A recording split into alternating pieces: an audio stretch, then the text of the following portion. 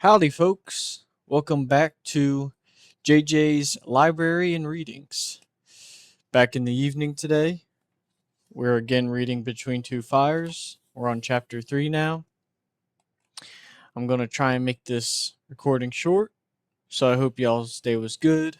Hope you did your cardio, and I hope that you're able to get comfy on the couch, drink some coffee, or smoke your cob, whatever might be your, what do they call it?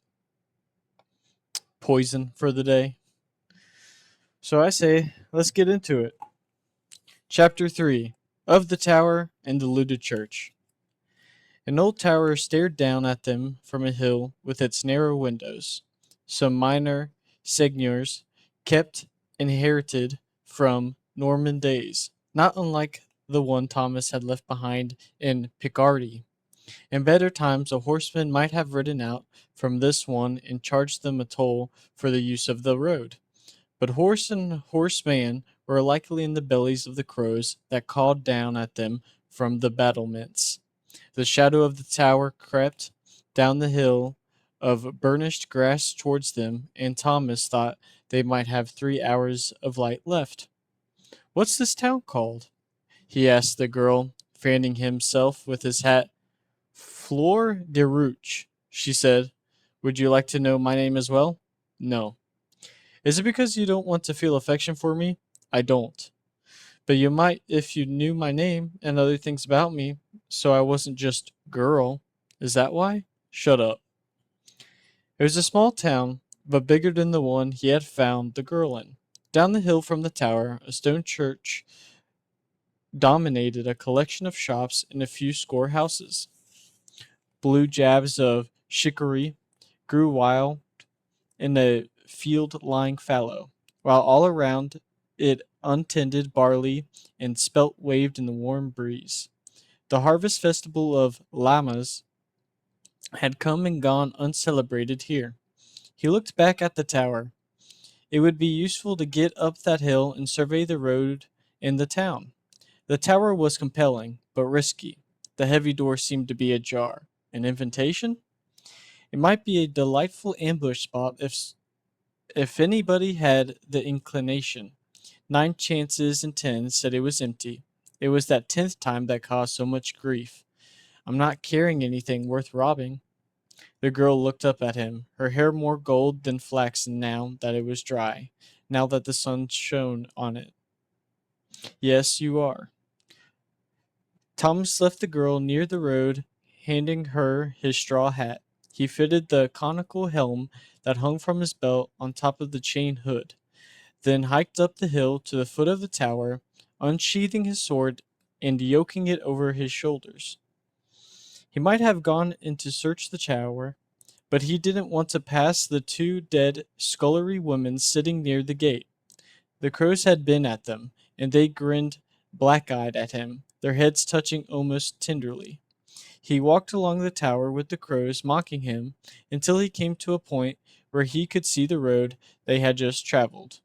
He sat down in the shadow of the wall for several moments and watched the road, making sure nobody was following them.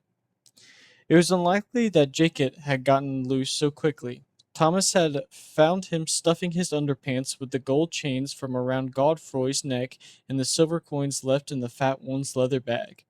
Another beating had followed, mitigated by the girl, but then Thomas had decided it would be fitting to leave Jacob tied to the tree he had fetched the girl out of. He also posed a wooden sign around his neck, which the girl wrote upon in charcoal at Thomas's instruction: "Do with me as seems right to you to do with thieves." That was what Thomas commanded her to write. At least, she translated this somewhat liberally. Thieves shall do the same to you if we catch you." Jacob's crossbow had been hidden in the tree near him, hanging like evil fruit from the little sack of quarrels. He had bitched at them while Thomas bound his limbs with rope the girl got from the house, crying that it was too tight, that he wouldn't live that night out, or that the wild dogs would come and eat him. "What dogs? They're all dead. You're more likely to be eaten by starving farmers. Sorry." Apologies for the remix. I forget what YouTuber said that, but he's funny. He's a streamer. Anyways, back to it. Then Jacob had switched tactics and reminded Thomas what good times they'd had together dancing brawls and dances at the uh, Candlemas feast near Everux. You passed out, and I had to carry you back to camp. You're the one who had the good time. He said 3 would be better than 2 if there was trouble. Not if one of those 3 causes the trouble. Then Thomas had turned his back. Please, Jacob had yelled, causing the girl to stop. Mightn't we? She had started, but he cut her off. If you go back, you're his to take care of. She had hung her head and kept walking. As the girl and Thomas were nearly out of earshot, Jacob had finished by calling out nastily, God bless you both for this, and then shouting until he was hoarse. As they passed a house with a yellow-green, newly thatched roof, a woman coughed wetly from inside and then launched into the loud Pater Noster, punctuated with more coughing. The girl went towards the window, but Thomas plucked her back by the sleeve. I know her, the girl said. She puts out a table on feast days and sells cakes with honey and walnuts. She's nice. The plague doesn't care about nice. Stay away from there. I can't remember her name. She doesn't have a name anymore. The girl looked if she were about to cry, then crossed herself, and they moved down towards the church. Do you know anyone else here? The priest is Pierre Roll. Papa brought me here to see mystery plays in the spring. It was Adam and Eve and when Lot's wife. The players always invite the village priest to take part. Pierre Roll played the serpent, and then the wicked man of Sodom, and then the devil.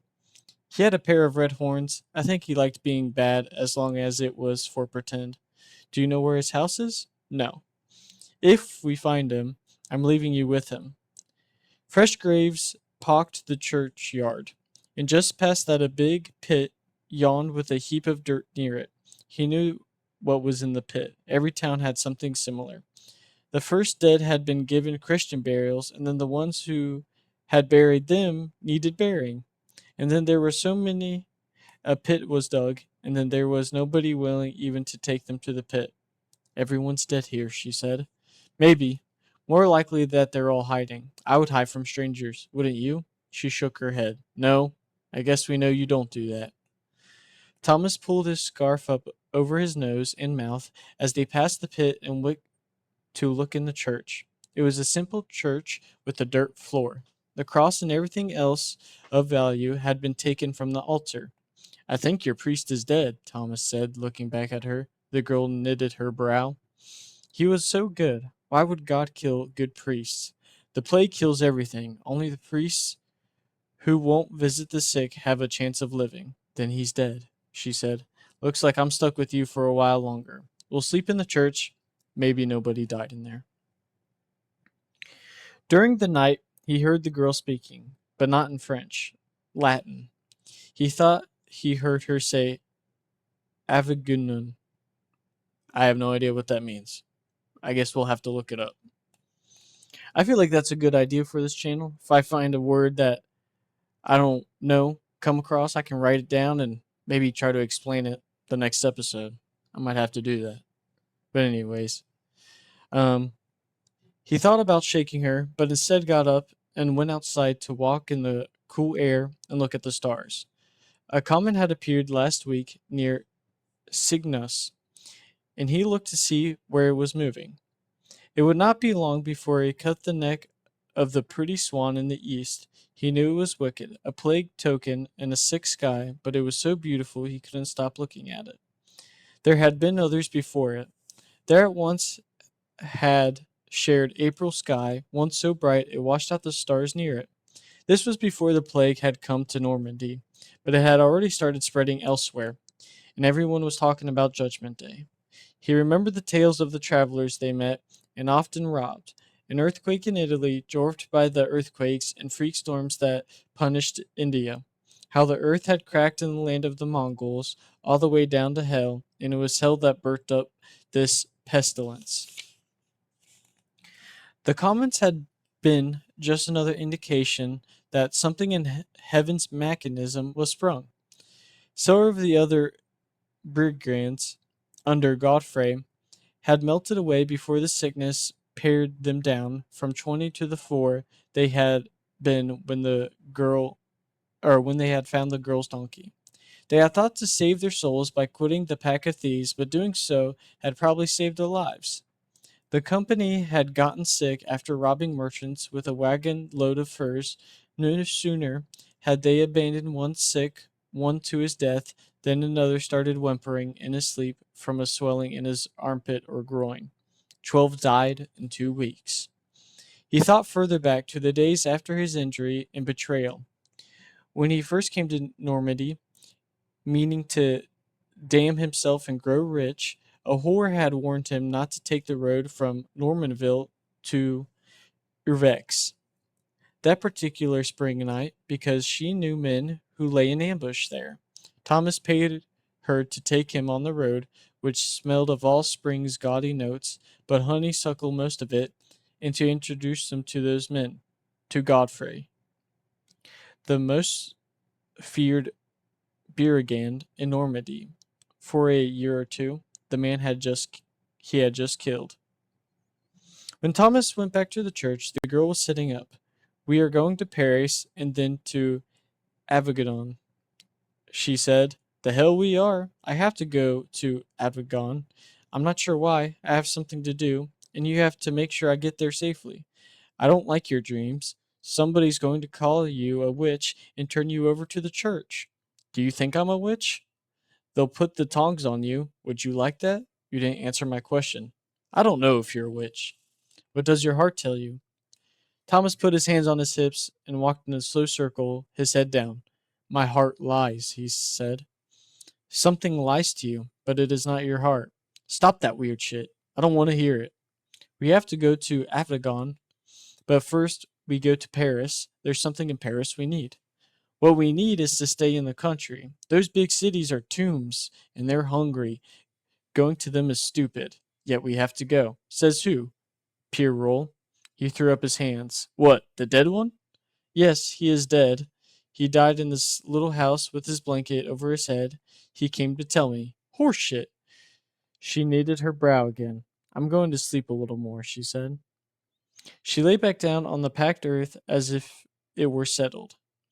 If you see your dead priest again, tell him he can go to Paris and Avignon alone after he fucks himself. He won't be back. Good. She curled her knees up kittenishly and was almost instantly asleep. Thomas waited until he heard her soft snoring and then quickly gathered his things. The girl was a liability. He would have a better chance on his own. He would travel faster, hide more easily. If he needed to do something brutal, he wouldn't have her knowing, flint-colored eyes on him, making him hesitate and perhaps dying because he had. This world wasn't made for children, particularly girl children, and most particularly those without fathers. That wasn't his fault. If God wanted her protected, he would do it himself. He was about to leave her in the church when he saw something red by his foot. It had not been there before. When he saw what it was, he crossed himself for the first time in months and flung it outside. Then he put his gear down. His heart was pounding in his ears. The item that had bothered him so was a crude painted mask with horns on it, the kind of country priest would wear to play the devil in a mystery play. And that's it of chapter 3. This is a very short episode, only 14 minutes, but I still thought it was a pretty entertaining chapter. I'm not surprised that Thomas wants to leave the girl, but, kind of a wrong thing to do, but it's hard to know what's right to do in the plague. But either way, I hoped you enjoyed it. I appreciate y'all taking your time to listen to this today, and have a good night. Sleep well. See you tomorrow, like always.